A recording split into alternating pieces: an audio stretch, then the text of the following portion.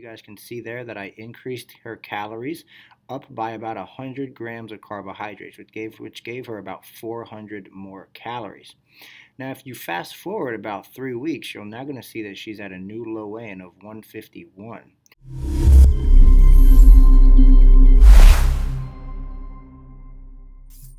Hi everybody, my name is William Grazione, owner of Metabolic Evolution Incorporated, where we're bringing you honest, evidence-based nutrition and training advice to help you finally master your metabolism. In this video, we're going to be talking about utilizing diet breaks to help you finally break past your weight loss plateaus.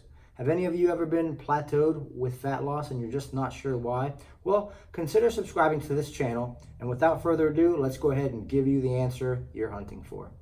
All right, so first and foremost, you're most likely somebody who's been trying to lose body fat for quite a long period of time, and you found yourself at a weight loss plateau. Now, why essentially have you plateaued? In most cases, that's going to be due to the metabolic adaptations that occur to your metabolism anytime you calorically restrict your calories. Now, why does this happen? Think about survival. Think about your body's natural ability to need to survive. How will it do that? It will basically downregulate every single physiological process in your body to help you preserve energy. If you ever think about when you start dieting, you get very tired, you get very lethargic. Why do you think that is? Your body is much smarter than you, and it will always respond accordingly. So as an example, the moment we start a caloric deficit, your body's already adapting. If you think about this logically, and if you understand a little bit about physiology, basically whenever your carbohydrates become restricted, carbohydrates fuel a hormone in your body called leptin. Now, leptin sends a direct signal to your brain, i.e. your pituitary gland, and that basically tells your thyroid how many calories it's capable of expending, or if it should consider conserving calories, because it senses that food is getting scarce. Now, there are so many different examples of specific clients that we've worked with here at Metabolic Evolution, but I want to provide you guys a couple different examples and actually show you on my screen over there, my computer on the other side of this wall. I want to show you guys an example of how we utilize the diet break to help one of our clients named Shelly break past her weight loss plateau. Her plateau was so bad, guys, she was even going backwards. She was actually gaining weight without adjusting her calories whatsoever. I believe she had added like 4 or 5 pounds. And at that moment in time, I knew we have to use a diet break. So what exactly is a diet break, and why should you be listening to me? Well, the interesting thing here is that as your metabolism adapts, as your thyroid downregulates because your body senses that there is a limitation of food that's necessary, what happens is that you need more calories to help crank everything back up. So usually the protocol that we like to follow here with our clients at Metabolic Evolution is we actually like to provide them diet breaks, which is basically increasing your calories by anywhere from 300 to 500, with the goal being to increase calories back to what that specific client's maintenance level would be. Now, if you think about why this makes sense, every single time we diet in a what could be considered a negative fashion, so anytime we're taking food away, your body will adapt. And every time we add calories back in, guess what?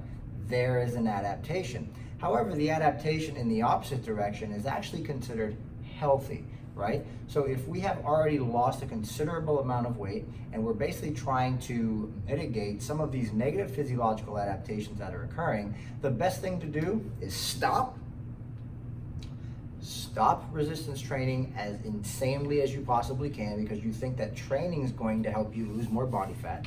Stop doing excessive amounts of cardio because you're trying to focus on caloric burn, and stop doing very low carb and very low calorie dieting, at least for roughly about a week or so that we can implement the diet break.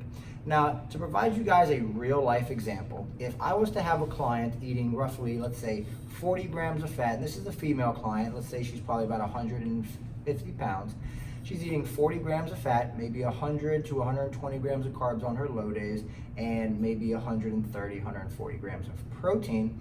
And let's say that this client is even carb cycling. So maybe she's having 1 or 2 high carb days per week where her carbohydrates are going upwards of, let's say, 200. Now, can you still stall out even when you're carb cycling?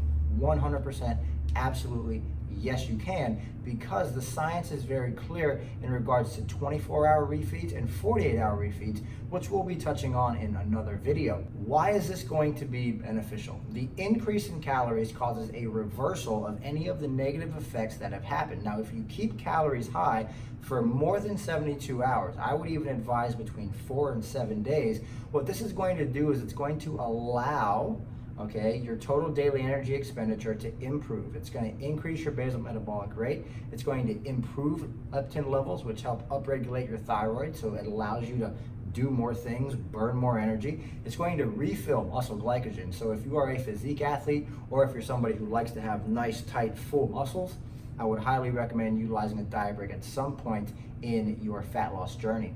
So, to give you guys a real life example of how to utilize a diet break, we're basically going to go over to my computer right now. I'm going to scroll through a client's update sheet, and I'm going to show you exactly what I learned through taking this client through a diet break, and how the diet break itself can actually have a positive outcome when it comes to focusing on hormones, specifically luteinizing hormone and follicle stimulating hormone in females. So if you are a female and you're here and you've ever lost your monthly menstruation cycle during a fat loss phase, I'd highly advise you to check out what we're going to talk about next.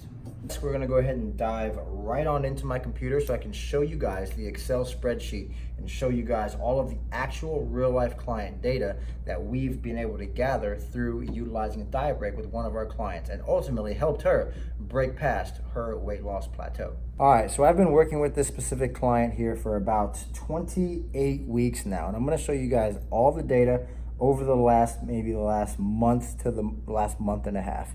So here we go.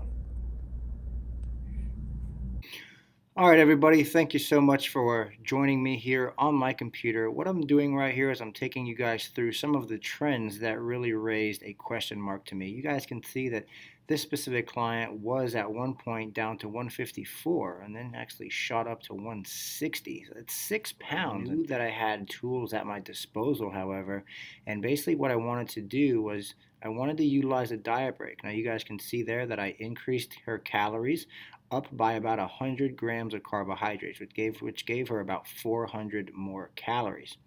Now, if you fast forward about 3 weeks, you're now going to see that she's at a new low weigh-in of 151. Now, what we're really trying to look for here is the fact that she had a diet break, right, at 6:14:19 down through 6:18:19.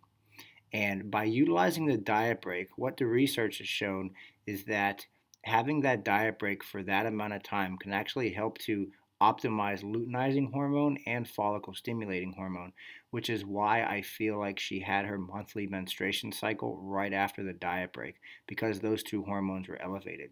And because those two hormones were elevated in a proper fashion, what ended up happening was that now she hit a new low weigh-in of 151, which is almost 4 pounds under what her low was before she ran into that plateau wall. So if you guys found this helpful, go ahead and leave a comment down below and let me know if you'd like to see more of this, because I will surely keep them coming.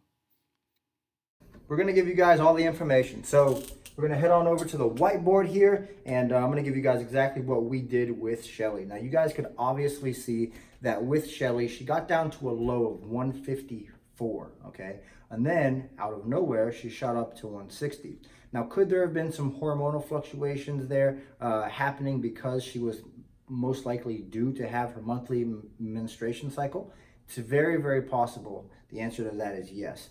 However, it's likely because there wasn't enough energy availability necessary to be able to stimulate follicle stimulating hormone and luteinizing hormone that she didn't have a cycle. So I knew that I had this tool at my disposal. I needed to pull this tool out. I needed to utilize it. And basically what we did was we went from 50 fat, around 100 carb, 150 grams of protein on her low days, and around, I think she was around 210, somewhere around there. I don't have the exact metrics because they're on my computer and I'm, getting through this video creation. But what we did was we bumped her calories up.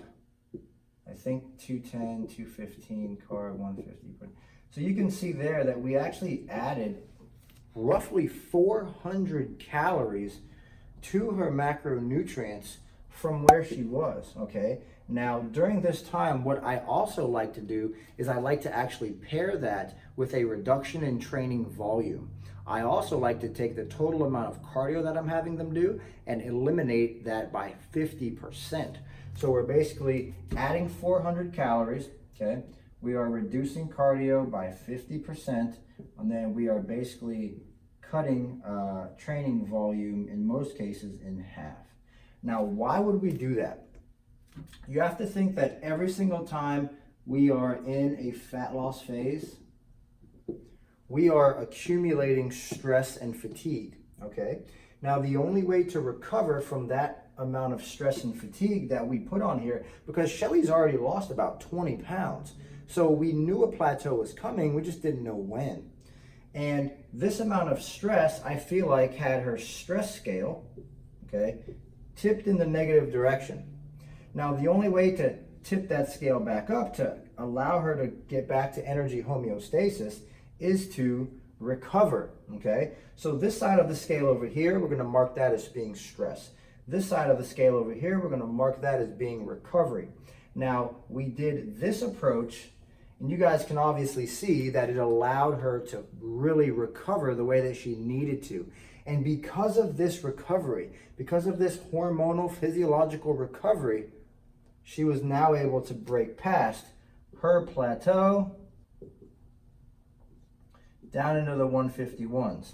Now, you want to know what the amazing thing here is, that I know this did more power than just be able to get her to 151. Now, what's going to happen is she's going to be able to fly in through the 140s, and we're actually going to continuously see more fat loss because we didn't dig Shelly into too deep of a hole over here. What we actually did was we got her out of the hole, right? She was able to climb out of the hole, and now she's in such a better position to go on and lose the next 10 pounds, okay? So I have very high hopes that Shelly's gonna be able to get deep into the 140s without us having to utilize a diet break again. However, because we have the tool, we can use it whenever we want.